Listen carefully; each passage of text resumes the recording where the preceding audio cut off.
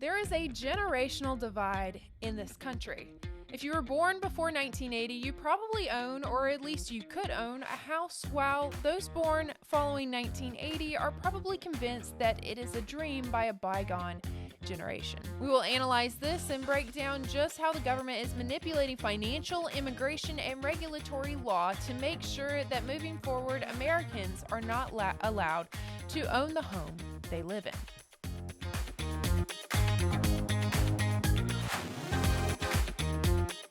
Welcome to the 24th episode of the Magnifying podcast. I am your host, Elena Moore, and with me today is my co-host, the American Stoic. Immigration, central planning of the economy, inflation, interest rates, and many other factors have led to the reality of young adults in America or Europe today being unable to afford houses. While a lot of older generations don't realize just how bad it is, this is a crisis that is completely by design. The motto, "You will own nothing and you will be happy," was not just a slogan of the World Economic Forum. It was a blueprint for how globalists will subject the once great people and nation of America. People who do not need the government are free to do what they will, and thus will not choose to follow the government if it goes against their intuition, morals, or conscience. However, people who rely on the government would not dare look at the gift horse in the mouth, so to speak. This basic tenet of human psychology is the crux of their efforts to turn a once free nation into a land of serfs and slaves. It's tough because you have, as you said, the generational divide here is real. And so trying to find a way to communicate this reality, whether it's for elections or just for some level of common understanding between people of different ages that you kind of need in order to tackle this problem appropriately and effectively. It's difficult because you kind of have the one reaction on one side of the young people is, you don't understand us, you're old, you're rich, whatever. Right. And so they kind of just like write off everybody older, and then everybody older is just like, okay, well, you're not working hard enough, or you're wasting money on Starbucks for $10 a drink, whatever, and so they write them off. And so there's just like no discourse happening between the two groups affected by this.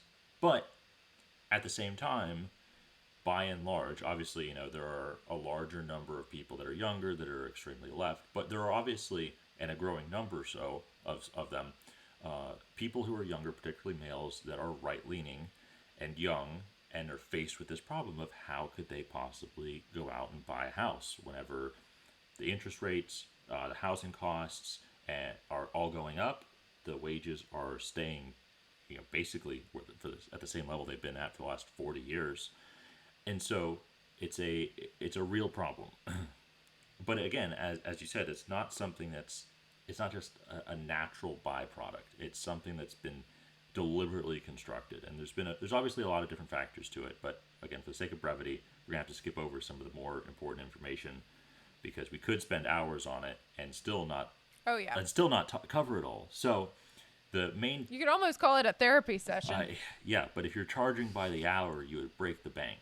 So the goal of this episode is really just to give like a starter course or an introduction into some of the most malevolent factors that the World Economic Forum or the United States government or the EU and Brussels have used to put their people in a disadvantageous position whenever it comes to setting themselves up for their financial future. And obviously the first one that everybody knows about is an ever-increasing tax burden to fund things, particularly in the United States. If you're going to have to go out and you're going to have to fund the war in Ukraine, you're going to have to fund Gaza, and we're going to do all of that while not protecting our own border. And so that kind of surfs into the second point, which is uncontrolled migration. Obviously, you have tens of millions of people in the United States that are here illegally. And despite the talking points that you're going to hear from AOC or some of the other members of the squad on the floor of the House, they're not here by and large because they are providing an economic boost to this country. Now, that may come as a surprise to some people because it's been uttered and repeated by every pundit on cable news for the last 60 years that migrants are just, the foundation of the U.S. economy. That is not the case. You look at the people in New York City.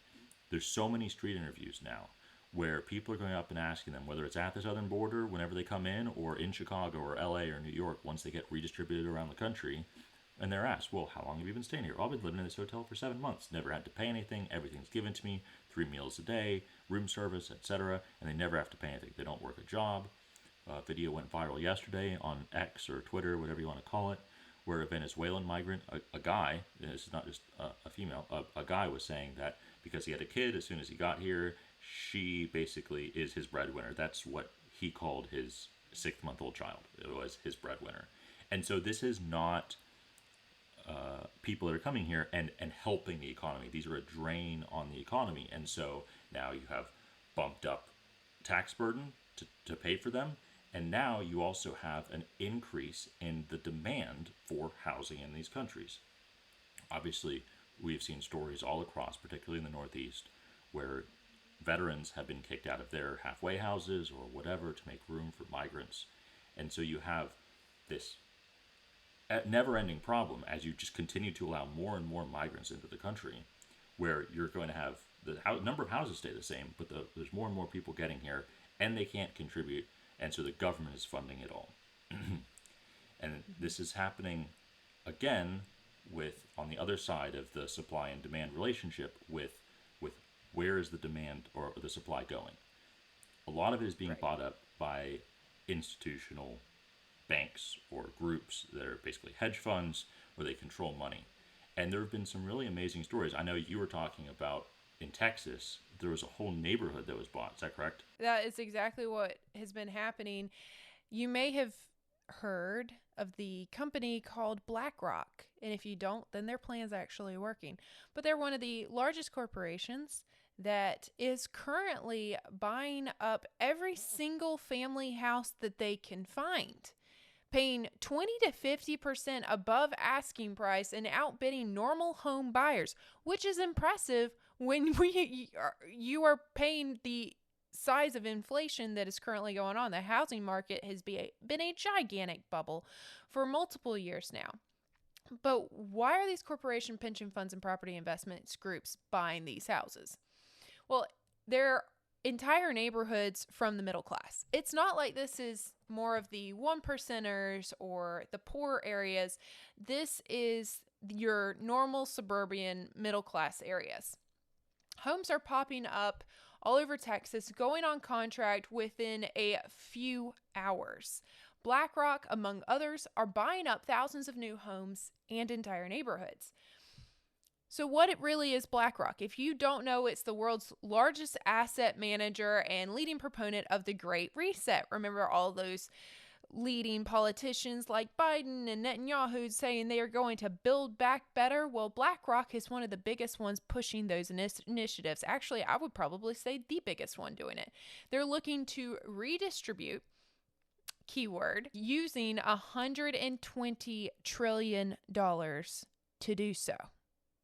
The entire wealth of the world's middle class and poor combine this number several times over. Again, that's $120 trillion that they plan to redistribute.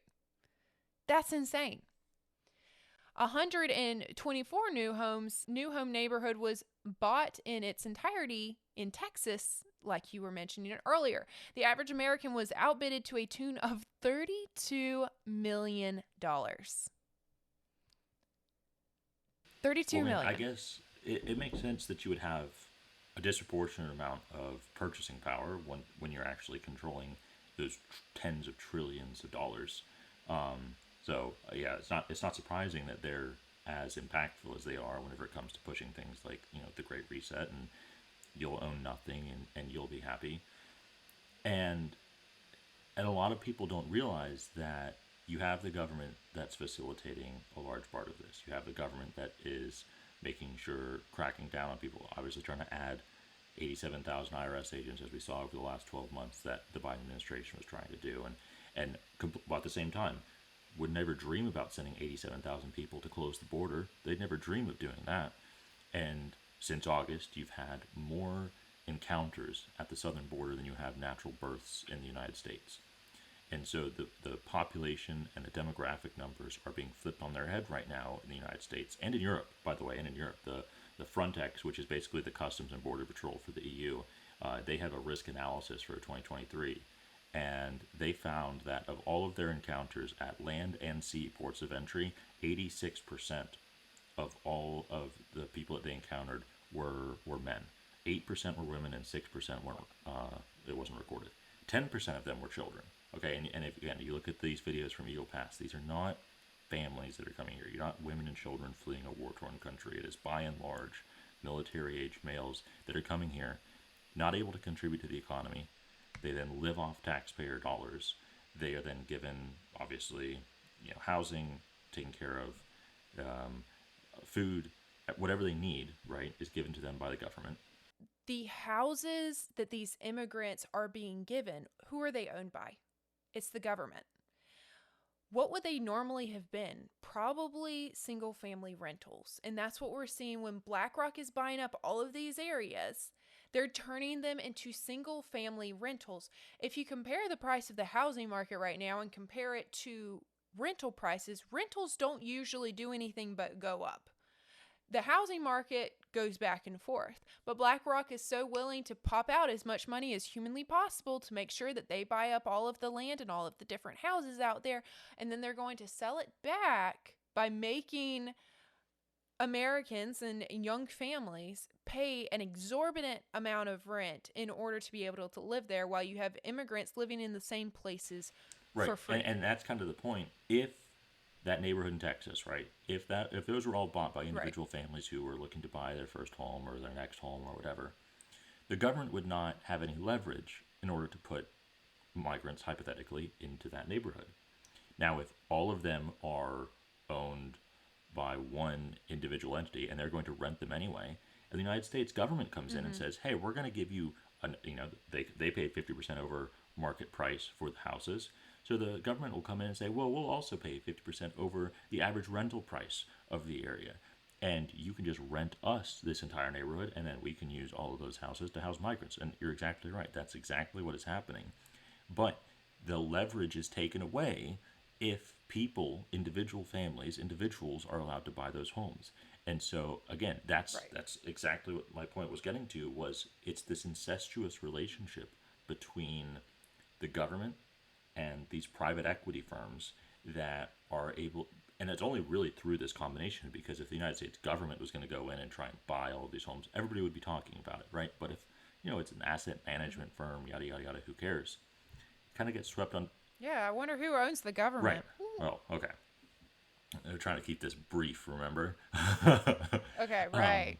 And so you're exactly right that it's that relationship between the federal government and sometimes state governments, if you look in places like California, New York, and Illinois, and these private equity firms that allow this cooperation to happen, the end goal of which is really just to screw over the American citizen and the American taxpayer. And that's the end result. Well, on that note, thank you so much for joining us today on the Magnifying Glass podcast. We delve deep, bringing the overlooked into focus and covering the stories that matter to you. If you enjoyed this episode, be sure to share, subscribe, and rate, and let us know what you would like us to shine even more discoveries on. I'm your host, Elena Moore, and remember, sometimes the smallest details make the biggest difference. Until next time, keep looking closer.